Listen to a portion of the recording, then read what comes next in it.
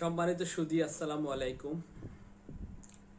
যারা দেখছেন শুনছেন সবাইকে আমি মোহাম্মদ আজমুল হক মামুন, সাবেক সাংস্কৃতিক ও ক্রীড়া সম্পাদক, চট্টগ্রাম কর আইনজীবী সমিতি মামুন অ্যান্ড অ্যাসোসিয়েটসের পক্ষ থেকে আপনাদেরকে সবাইকে আন্তরিক শুভেচ্ছা ও অভিনন্দন জানিয়ে শুরু করছি।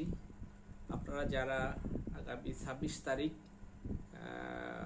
অর্থাৎ আয়কর আইনজীবী নিবন্ধন পরীক্ষায় অবতীর্ণ হতে যাচ্ছেন, আপনাদের সমীপে আমি আমার কিছু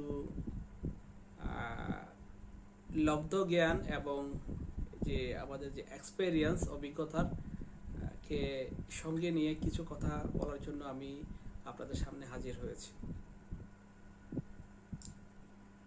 প্রিয় ভাই ও বোনেরা, আপনারা যারা পরীক্ষায় অবতীর্ণ হতে যাচ্ছেন, আপনাদের জন্য আবারও আমি আমার পক্ষ থেকে আবারও আন্তরিক অভিনন্দন এবং আপনাদের জন্য শুভেচ্ছা এবং ভালোবাসা জানিয়ে বেসিক কিছু জিনিস নিয়ে আমি আপনাদের সাথে আলোচনা করব। তাই বেশি কথা না বলে আমরা মূল আলোচনায় যাই। আপনারা যারা পরীক্ষা দিতে যাচ্ছেন, আপনারা কেউ আছেন বিশেষ করে LLB ব্যাকগ্রাউন্ড, আবার কেউ আছেন কমার্স ব্যাকগ্রাউন্ড অর্থাৎ ব্যবসায় প্রশাসন থেকে যারা পরীক্ষা দিতে যাচ্ছেন।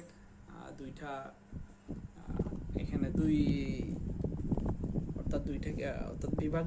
বিভাগ বলতে এখানে দুইটা ডিপার্টমেন্ট থেকে যারা গ্র্যাজুয়েশন করেছেন, আপনারা হয়তো দেখা যাচ্ছে পরীক্ষা অবতীর্ণ হতে যাচ্ছেন। যারা LLB ব্যাকগ্রাউন্ড, তাদের জন্য আমার কিছু নির্দেশনা থাকবে, আর যারা কমার্স ব্যাকগ্রাউন্ড তাদের জন্য কিছু নির্দেশনা থাকবে। বিশেষ করে এই ITP পরীক্ষাটা অ্যাকাউন্টিং বেস এবং ট্যাক্সেশন বেস পরীক্ষাটা হবে।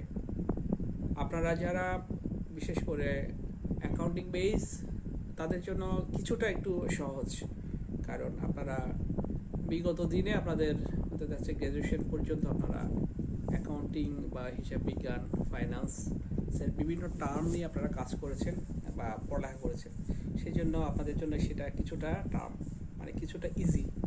আর যারা আছেন বিশেষ করে LLB গ্র্যাজুয়েট, তাদের জন্য একটু জটিল, তবে এটা ওভারকাম করাটা অনেক ইজি। কারণ আপনি যদি একটু অনুশীলন করেন, 9-10-এর যে অ্যাকাউন্টিং যে বইটা আছে সেটাও যদি একটু অনুশীলন করেন, আপনার জন্য এই বিষয়গুলো একদম ইজি হয়ে যাবে, একদম ইজি হয়ে যাবে।